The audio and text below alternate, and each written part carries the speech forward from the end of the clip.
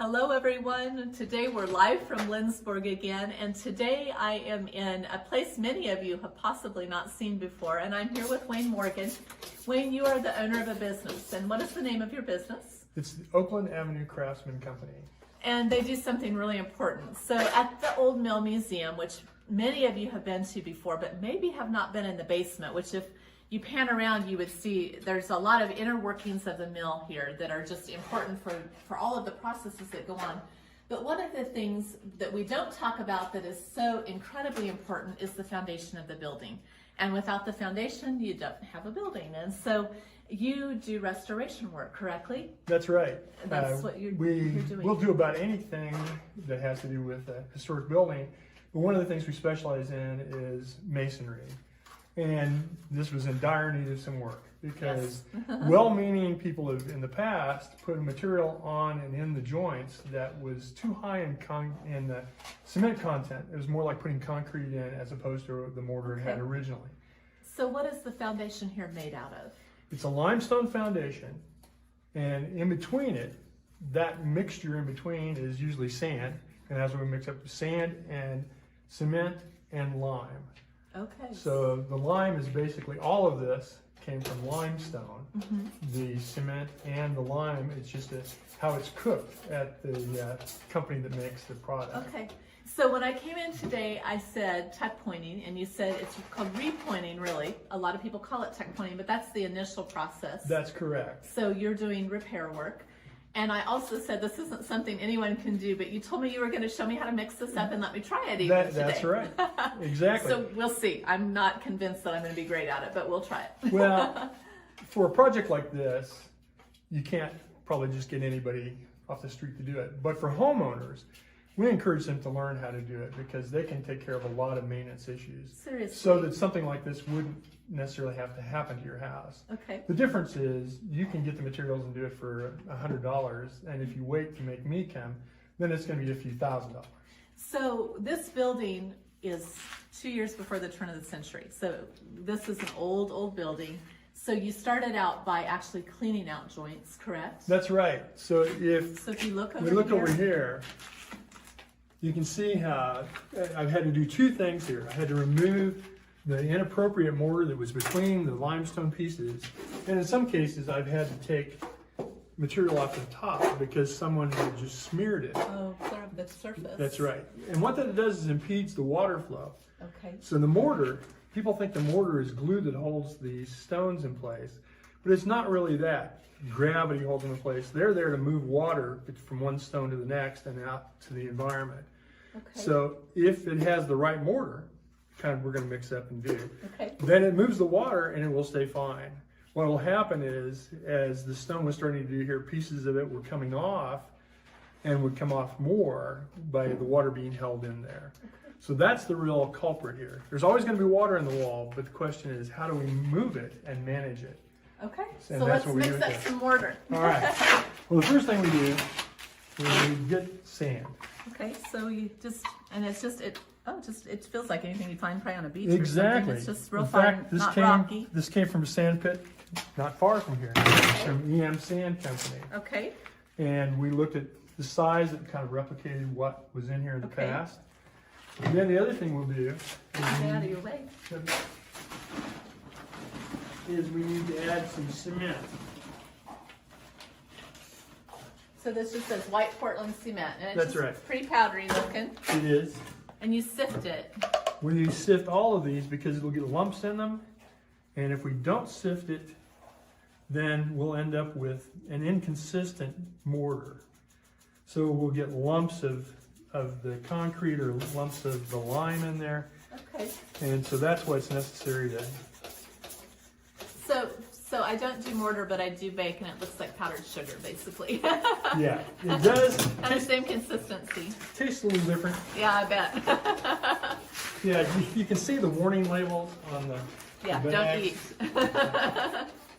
eat. In fact, if we did this, if you were going by a new building, you'll see that sometimes they have huge bags of the mortar, and they've got big mixers that they mix it up and then they give it to the masons to put there. If we were mixing it in that kind of quantity, we would have to wear something for respiratory protection.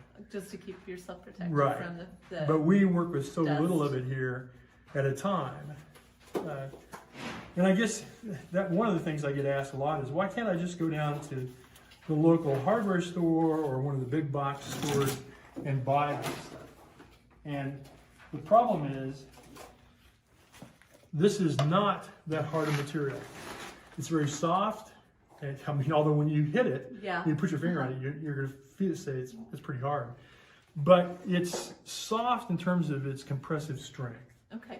because it really doesn't take much. They did a study in Washington State. They were doing restoration work on their capital, which is kind of a facsimile of the nation's capital.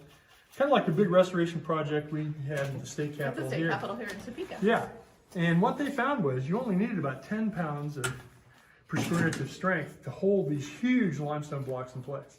Because again, it's not really a glue that holds it all together, It's more for the water. it's more for the water. Okay. So we're going to turn you around to face the camera here so they can see what you're mixing up. So basically, I mix this until it's thoroughly mixed, and then I add water to get to the right consistency. But you don't need to watch me mix. We can Okay. go over and see We have Courtland. some mixed already. That's right. We have it mixed, we have its proper consistency.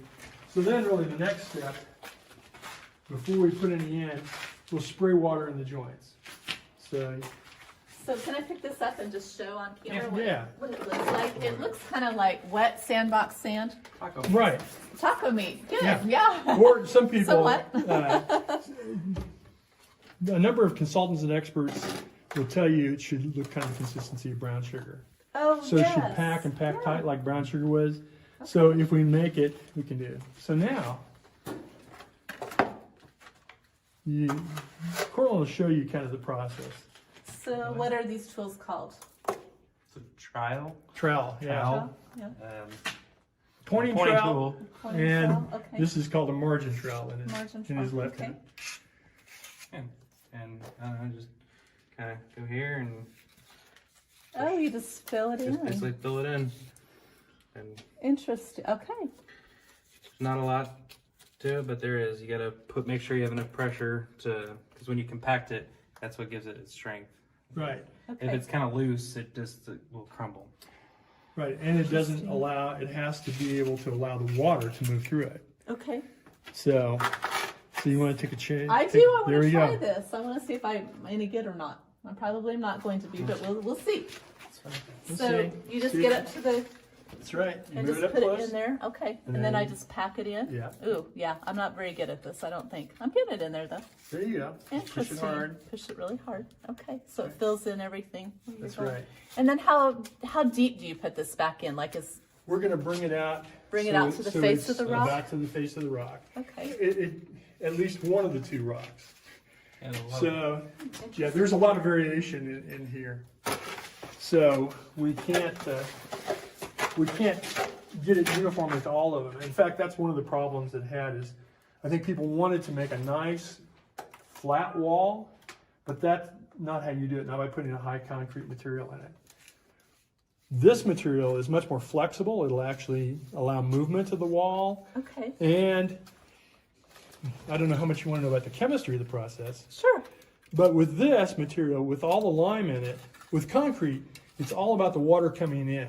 And the silicates in it get water between them, and they make these big plates, and it makes it really hard. And so it absorbs water in the mortar or the concrete as you let it age, and it gets harder as it goes along.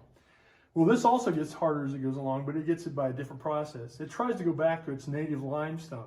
So it takes carbon dioxide out of the air that moves through moisture in the material because it's going to move water through it. So as it's moving water out, it's allowing carbon dioxide to dissolve in there. That forms different bonds chemically in there that strengthens the material, makes it more like the limestone. But if they break, they can reform. It just gets wet, absorbs more carbon dioxide and do. So it can heal itself over time. I had no idea I was going to get this kind of an education when I came today. I just thought I was going to maybe be able to do this. And, There you go. and while I would say not great at it, I'm not terrible. No, I'd hire you. I have another job if I need it, There we I go. guess. There we go. Well, I just wanted to show you a little bit of what's going on here today because this is such an important building in the history of not only Lindsborg, but of McPherson County. This is an amazing, amazing building. We're so proud that it is in Lindsborg and that it's been maintained. It's beautifully restored, one of the few fully restored roller mills in the United States. You will be able to come here anytime the mill is open, most any day of the year. Admission is very low. Well worth it. All kinds of things to see in this building, and of course Heritage Square across the street as well. So we're going to sign off today from Lindsborg, and we will post more pictures and we'll post more information a little bit later